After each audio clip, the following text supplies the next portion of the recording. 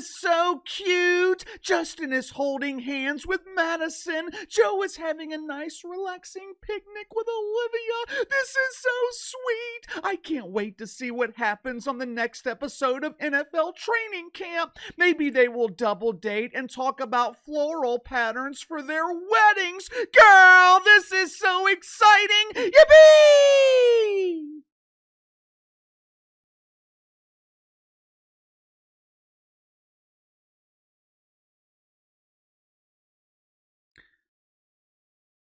Uncle Casey is having a very hard time understanding this new marketing initiative in the NFL. I didn't like it 2, 3 years ago when they started this with Taylor Swiffer, and I damn sure don't like it now with these wives and girlfriends that I've never heard of and have absolutely no interest in hearing about. This week, the NFL has been releasing exclusive footage from various training camps. Instead of seeing Joe Burrow throwing a beautiful deep pass to Jamar Chase, instead of Jaxson Dart building chemistry with Malik Neighbors, the NFL is releasing footage of young quarterbacks in highly coordinated, highly produced, and obviously staged scenes, having picnics at the 50-yard line with their girlfriends, most of which just so happen to describe themselves as social media influencers. I take pictures of myself. I think they're called selfies, and I post them on Instagram. It's really hard work because lonely men, they send me DMs and I have to ignore it.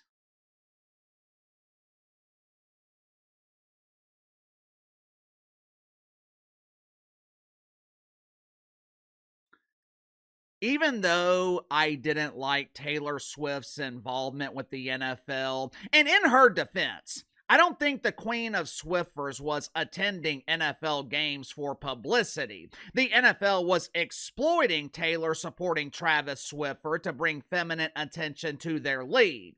Even though I didn't like it, even though Taylor Swiffer should have absolutely nothing to do with the NFL on Sunday afternoons, unless she is buying ad time with one of the networks for her Swiffer commercials, I could at least respect the fact that Taylor Swift was famous before her association with the NFL. I could at least respect her talent. Social media influencer, posting doofus videos on TikTok where you are horrendously dancing off beat. There is no talent involved in that. When anyone can do what you're doing, you're not talented, you're just lucky. The question is, why is the NFL doing this? Why is the NFL producing unbelievably bad segments where young quarterbacks are having picnics with their favorite social media influencers? We're not influencers to them, we're their girlfriends.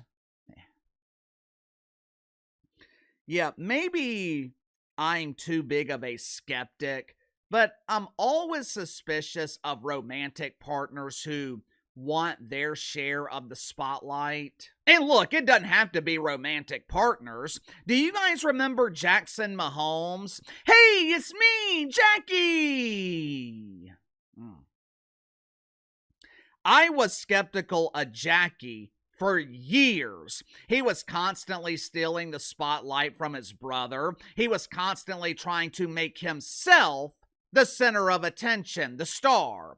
So I'm always suspicious of those in the inner circle who want the spotlight for themselves. Now, I am not saying that is the intention here with these three lovely ladies, but it's hard for me to believe that someone who describes themselves as a social media influencer isn't doing things intentionally for attention. The question is, why is the NFL doing this? Why is the NFL filming bad segments with Jaxson Dart sharing cheesecake with his girlfriend? What's next? Are we going to bring mommy to training camp so she can make sure his helmet is properly applied? What the hell's the NFL doing? Why are they doing this? Front Office Sports, they reached out to N. Trombetta. He is the senior vice president of the NFL social and influencer marketing division. According to N, we have always showcased the families of our players. We look for authentic opportunities to highlight our players and the people who are a part of their journey. The content is authentic and it resonates strongly with women.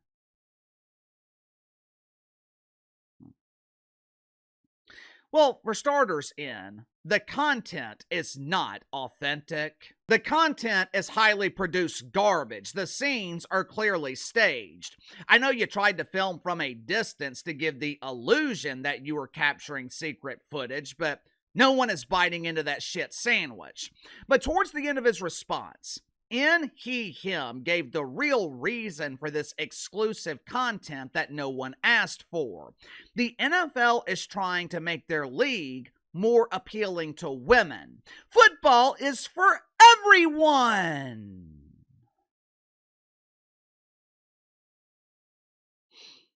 You know, men and women are different. When I'm watching the NFL on Sunday afternoons, I don't care about Tyler Shuck's personal life. I don't care about his wife. I don't care about his children or whether or not he has children. I don't care about his dog Sparky and how Sparky likes to hump his leg after a long day of practice. The only thing I care about, are you playing good enough to win? Are you a competent leader for the team? Are you playing well under pressure? The extent of our quote-unquote relationship, it is 100% related to football. But women are different.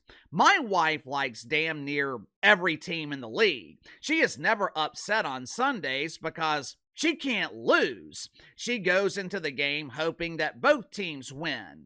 Does there have to be a loser? Why can't they just tie?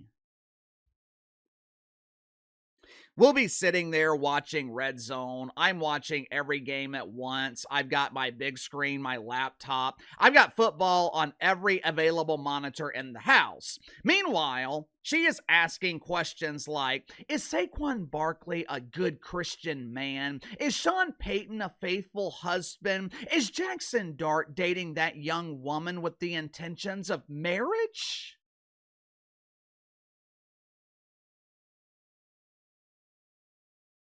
Who gives a damn? Drew Brees was the quarterback in New Orleans for 15 years. His wife, amazing woman. His kids, his family, great.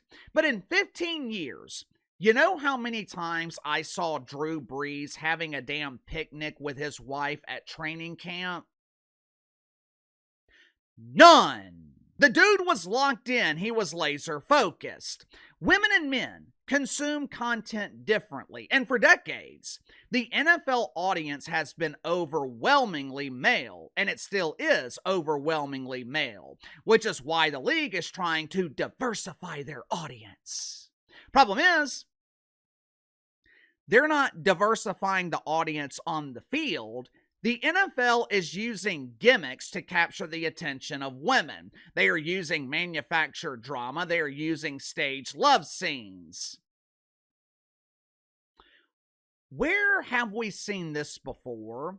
Where have I seen manufactured drama and fake soap operas? The WNBA dump. How's that working out for the WNBA? That toxic turd of a league, they are constantly in the headlines for all the wrong reasons. No one talks about pretend basketball. They talk about the pretend drama. But the difference between the NFL and the WNBA needs manufactured drama to generate mainstream interest because they can't generate interest with their on-court product. And you already know why. Their on-court product is the drizzling shits. The product on the field in the NFL, it is elite. Now, is it as good as it used to be? Obviously not. Mainly because the level of play at the quarterback position has declined. But the NFL product, it is still enough to maintain interest. They don't need manufactured drama. They don't need gimmicks. Uncle Casey, how else are they supposed to attract women? The product on the field's not enough to get their attention.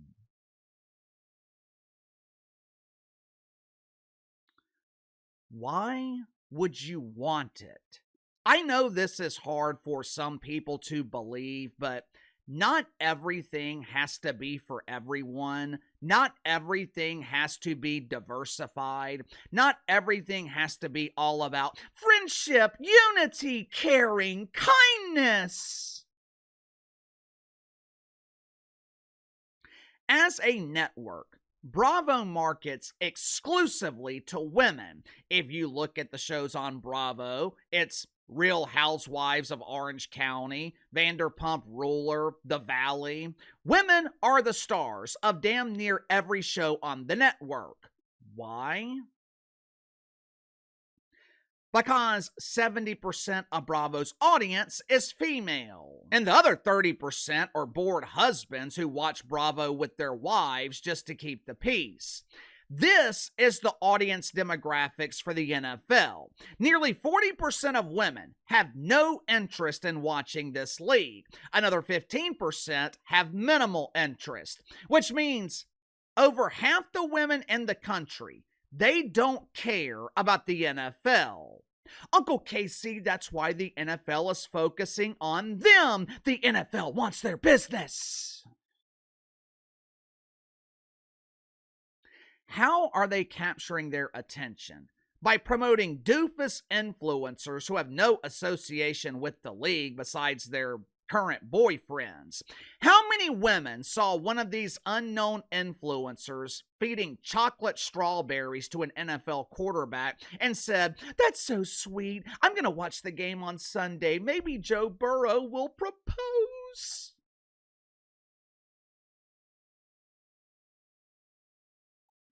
The only thing Joe Burrow will be proposing on a Sunday afternoon is whether or not to go for it on 4th and 1. It is okay to have a male-dominated audience. It's okay for women and men to have different interests. Matter of fact, it's healthy. Not everything has to be for everyone. Most women, not all, but a lot of women, they just don't care about sports. Just like most men don't care about watching 40-year-old housewives arguing about Botox. The NFL does not need gimmicks. They don't need manufactured drama. If you want to improve the league, if Roger Goodell is looking for improvements, how about quit scheduling NFL games every night of the damn week and put NFL games back on Sunday afternoons? While you're at it, quit scheduling games in Europe and keep the NFL in America where it belongs. Sound off in the comments below. I'll see you guys later.